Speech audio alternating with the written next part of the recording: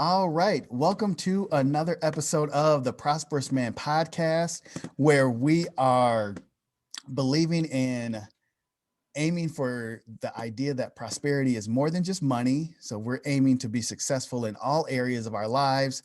And today we have special guest, Kara. I don't want to butcher your last name, Fernstrom. Fernstrom.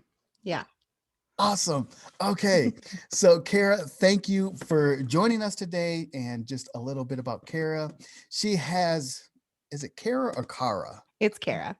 Kara. Okay. I've heard You're both. getting everything perfect. Oh, awesome. Okay.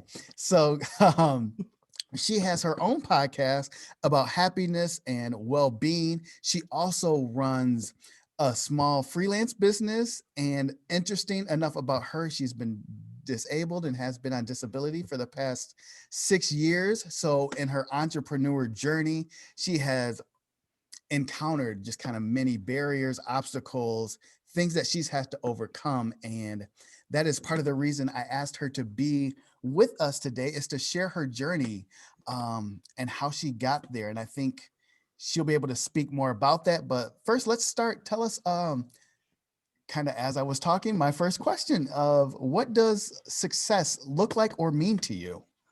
Wow, that's a really great question. I think that's actually something that's really factored into my journey is redefining success as well. I mean, for me, happiness is a really big thing. As you mentioned, I've got a podcast about happiness, but the biggest thing for me with success is keeping success within the confines of what I can control.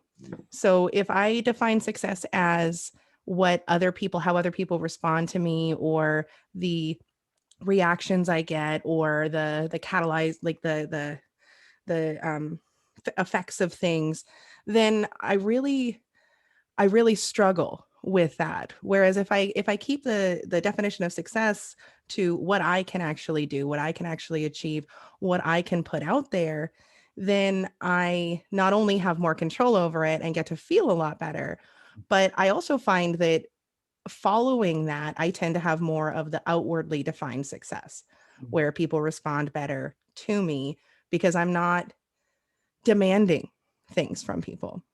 I love that. I love that kind of starting from an inside out Hmm. perspective, which is awesome. So tell us a little bit about your podcast. What's it called?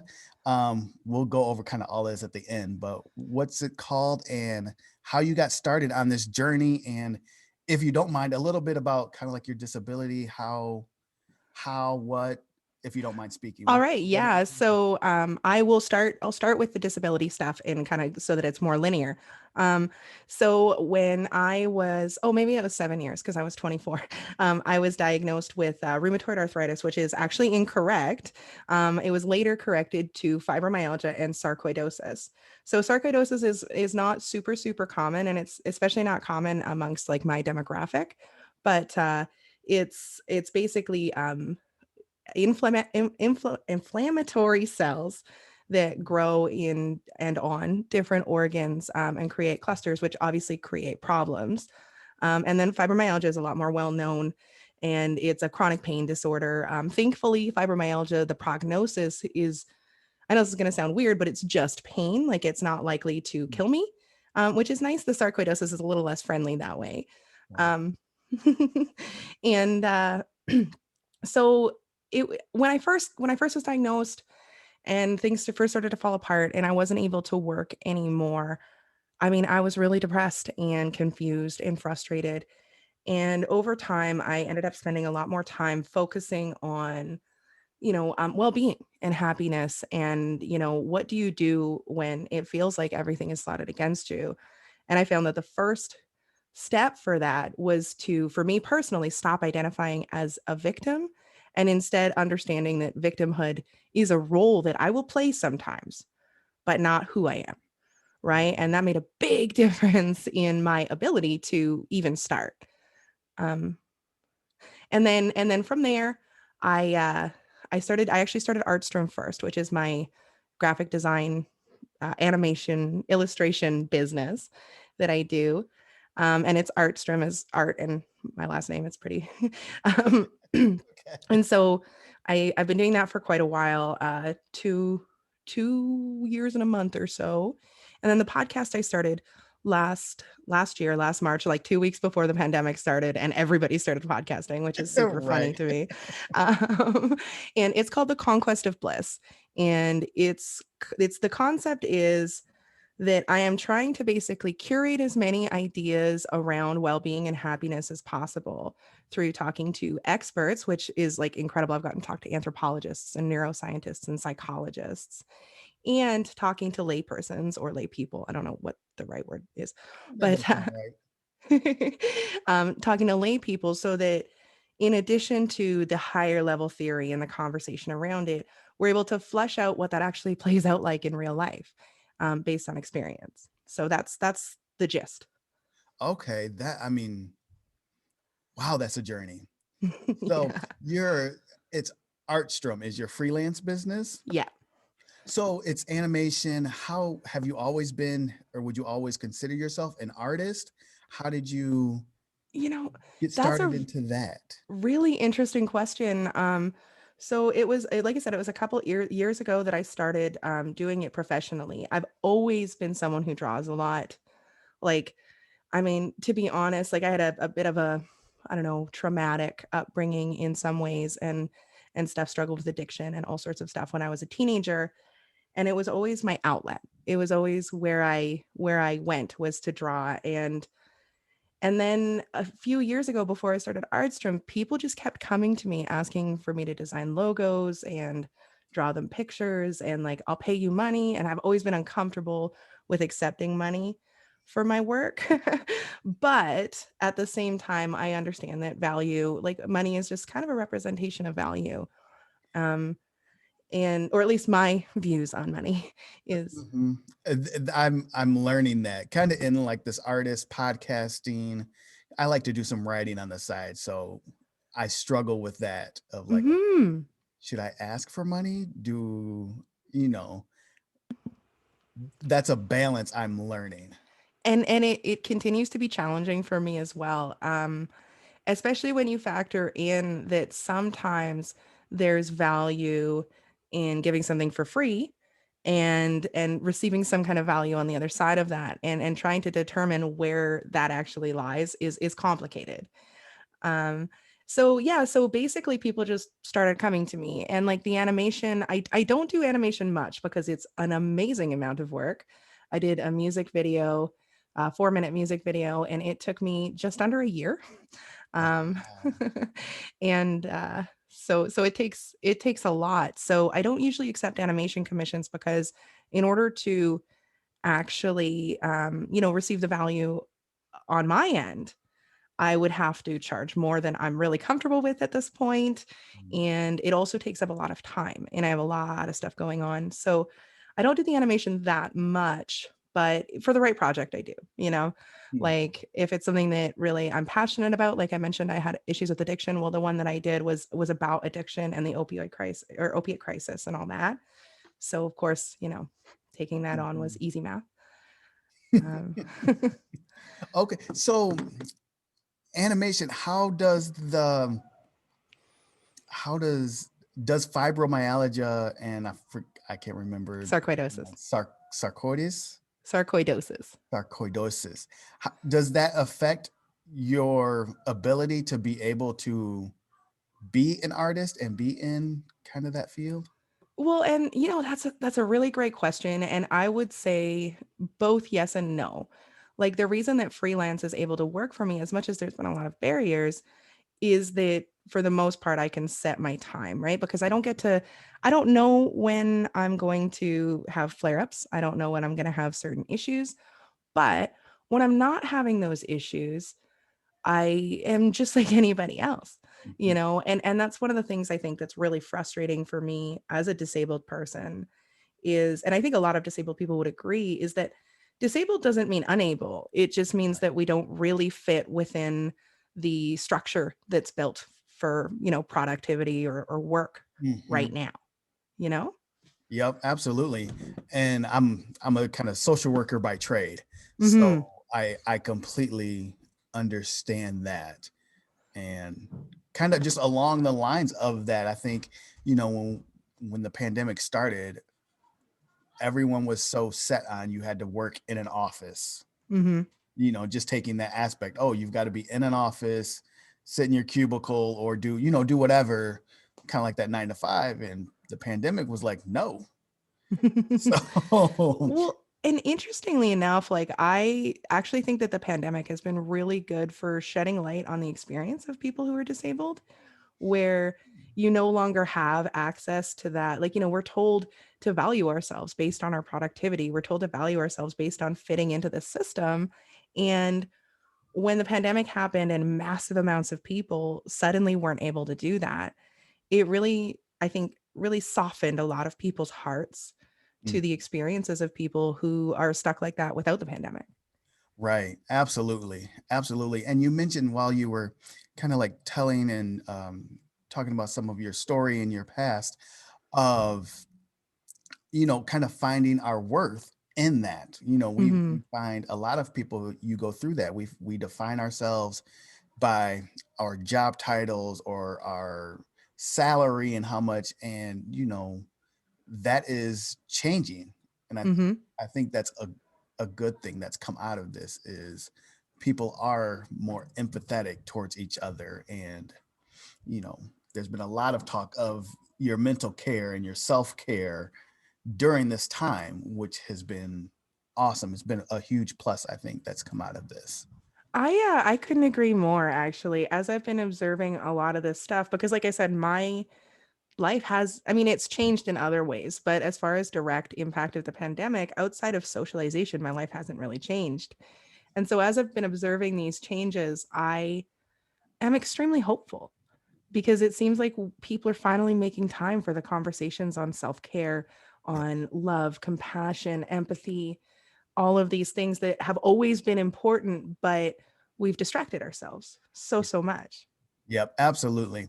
So, as you've been kind of on this journey of, starting the podcasting and having your freelance business, what are some of the, I guess, kind of barriers? I don't want to classify and say big barriers, little barriers, but what's some of the things that you've overcome as you've been on this journey? Oh man, I mean, I would say that there's a lot of things. So I touched a little bit earlier on understanding that there's value in my work, right? Because I was always viewing it as a hobby for a long time.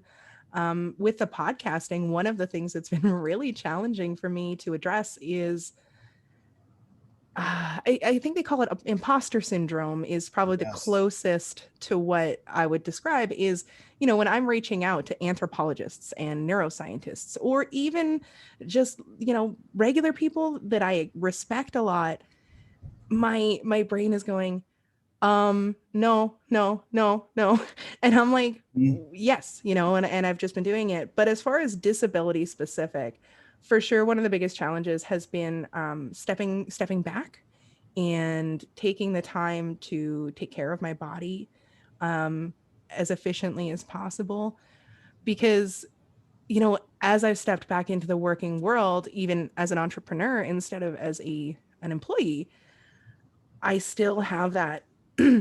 Sorry, I still struggle with challenges with that mindset of productivity is king, and so going, wait, you're disabled. And so in the beginning, a lot of times I would go and I would work, and then crash and be stuck in bed for days or weeks and then do that again. And it took a really long time to sort of figure out that no, I need to take regular breaks. I need to step back, even if it's exciting, even if things are going well.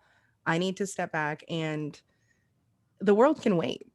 My health has got to be priority number one, or else I won't have it. Yeah, absolutely. And I think that that imposter syndrome is so prevalent. And what I'm learning is the more I talk to people, is everybody goes through it or Hmm. is going through it. Like everybody has the same thought, almost like no matter what level you are, is, whether you're beginning or you've, been podcasting for years or you're a celebrity or, really successful, everybody has kind of like that imposter syndrome of like, well, why would they want to talk to me? Or, who am I to reach out and ask for this favor or, to do a show with me? And, I think we all go through it, and that's helped me.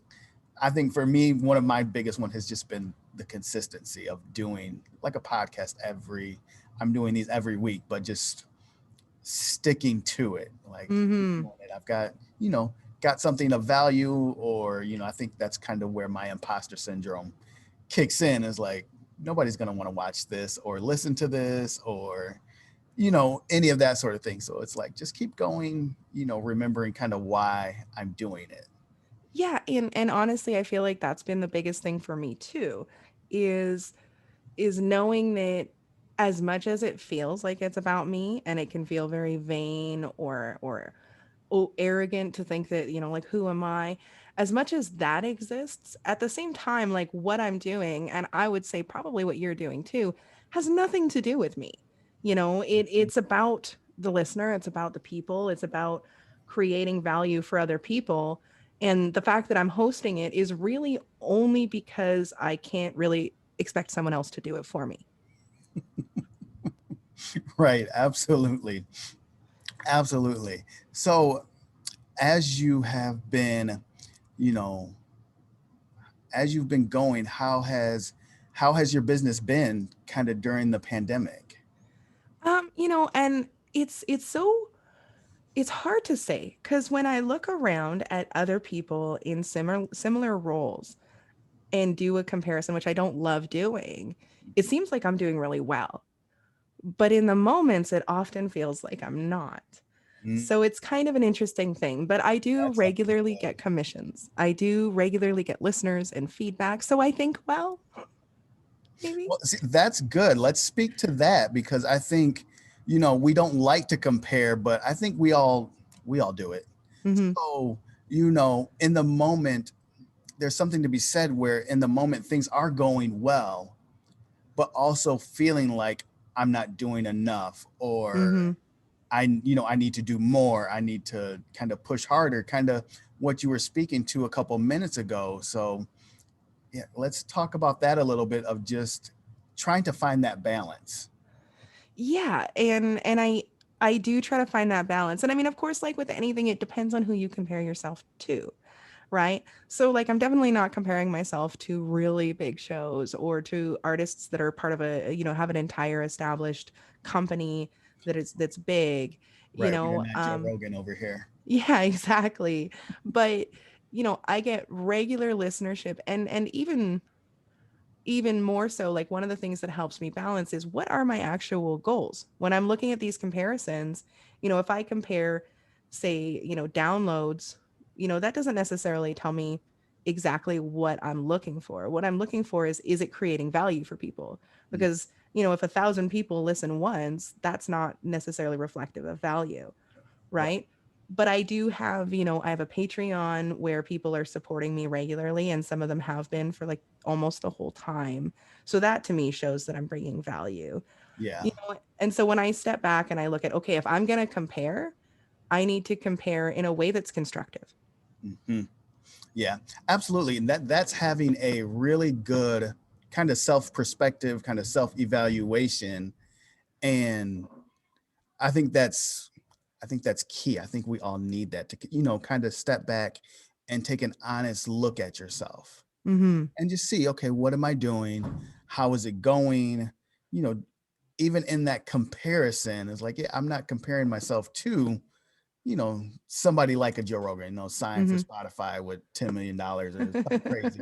But, am I, sometimes just bringing it down to like a normal kind of a regular level, or the level of where I am is, Exactly. Compare with your peers. If you're going to compare with your peers. yes. Yep, absolutely. And sometimes that comparison hurts when we look too far. Like, we're not looking at our peers. We're looking at the celebrity that, had Hmm. 100 million subscribers right off the bat. Oh, like, Hmm. Well, and I think that that's another really good point is when you are doing those comparisons, make sure that you're pulling in as many relevant factors as you can. Because like I remember one time it's a little bit different, but someone was talking about jealousy, and they said if you're going to be jealous of someone, consider being jealous of all the factors that went into that thing that you're jealous of. So if you're jealous of someone's like sustaining marriage, then be jealous of the fights that made that happen. Be jealous of the hard moments. And so when we look at, the Joe Rogans is a really good example. Bring in all the factors, like bring in the factors of him grinding to get onto Fear Factor and grinding to get all of that pre-built audience before he ever started his podcast, you Yeah, know? that's awesome. That's really good. I like that. I never really thought of that, being jealous of the almost like the behind the scenes or the stuff we so easily forget. And dismiss. Yeah. Yeah, and dismiss those aspects of it. So that's awesome. Hmm. Um, okay, so random question. I'm into it. The pictures on the wall look like Polaroid pictures. Yes. Wow. Okay, I have not seen a Polaroid Like, picture in a well, while. they're not like Polaroid, the brand, they're Instax. So let me find one that's decent. Okay. This is me and my mom. Oh, this is the camera. I forgot where my camera Okay. was. Oh, awesome. And yeah, it's an Instax Mini. They're honestly really expensive film, but I am a lover of novelty.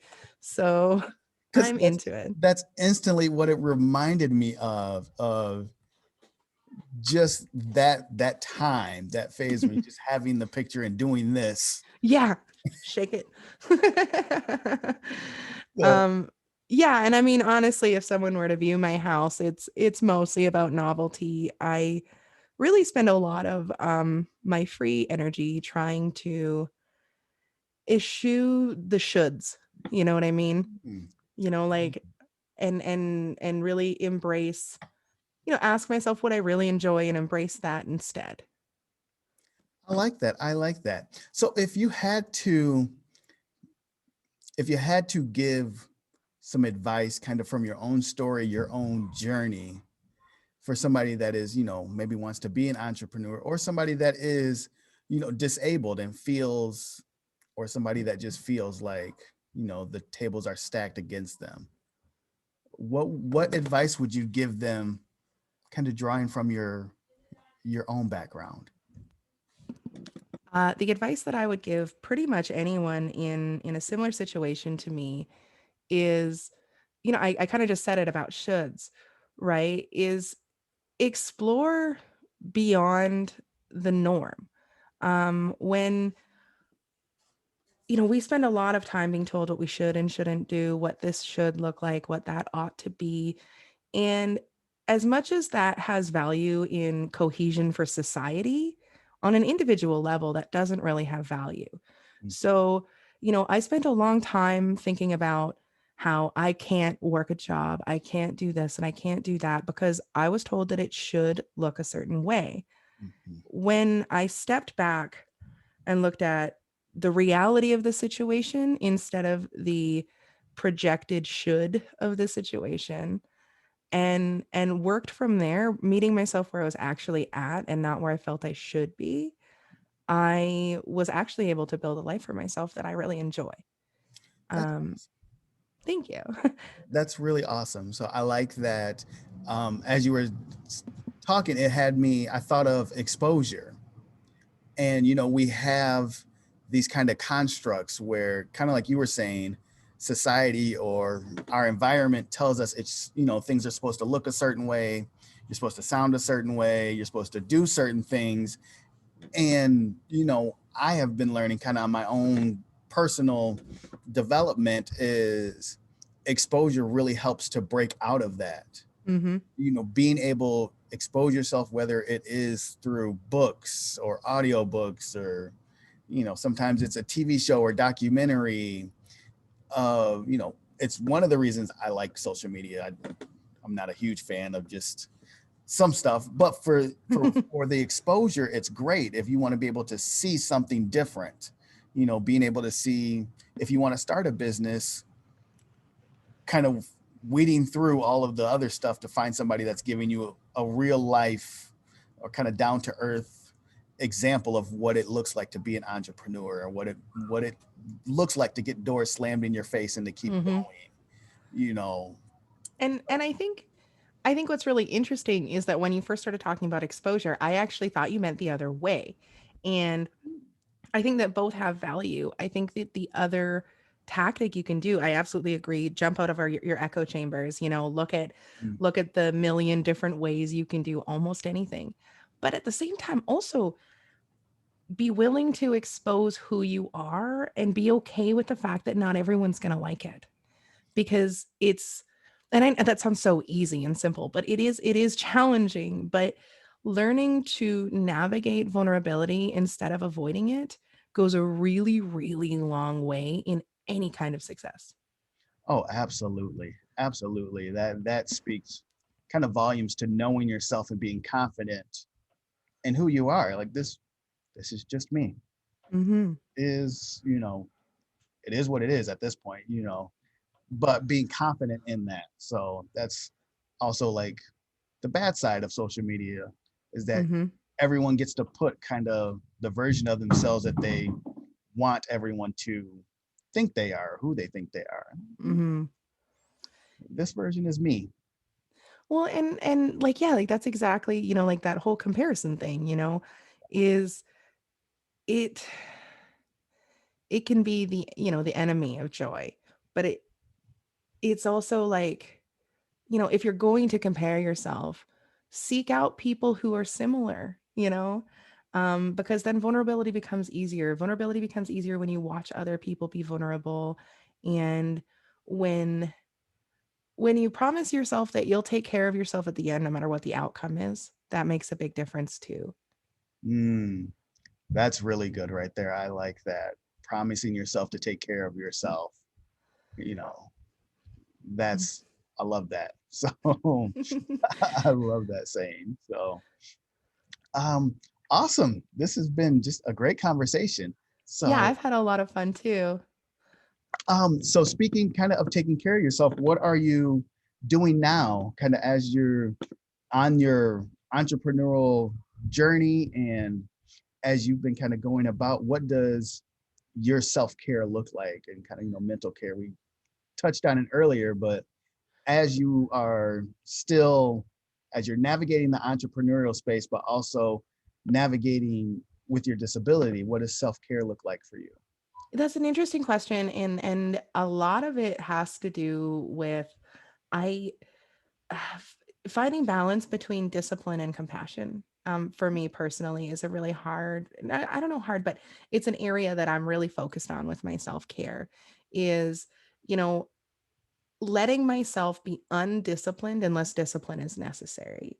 So like self care to me is like I'll book shows, other people's shows or my own, but outside of that, it gets done when it gets done, and reminding myself of things like that. Sayings like nature never rushes, but everything always gets done, and affirmations and stuff like that are really helpful.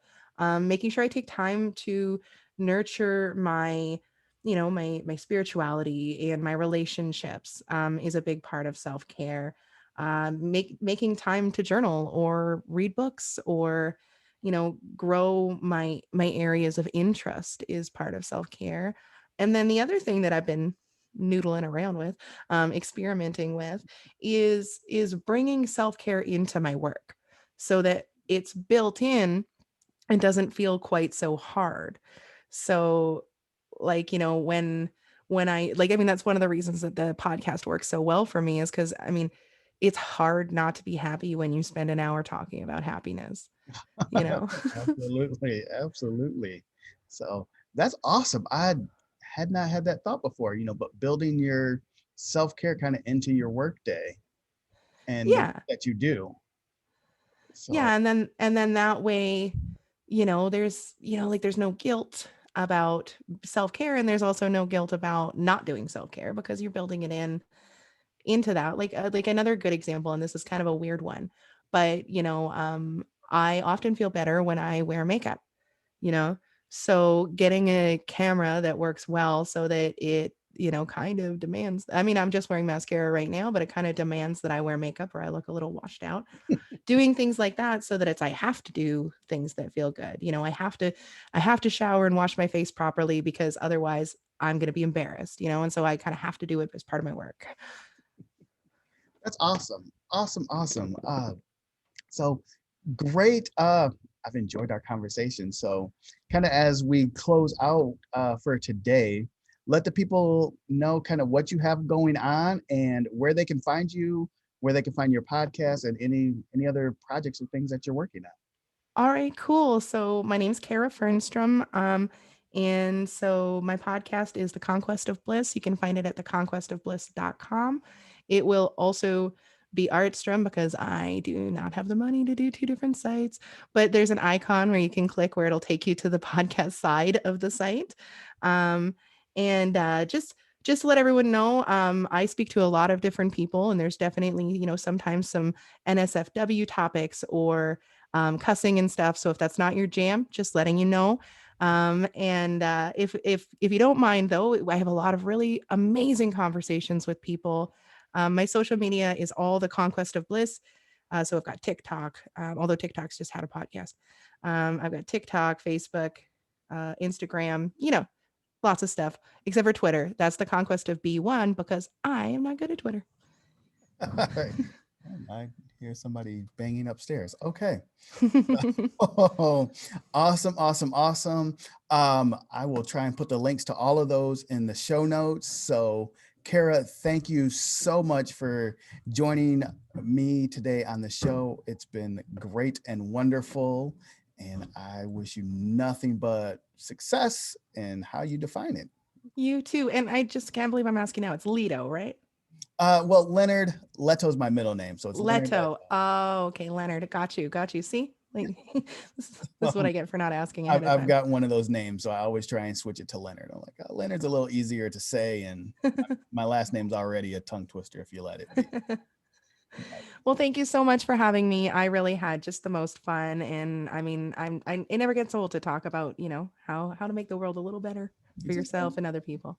I love it. So, all right, thank you guys, and we will see you next time.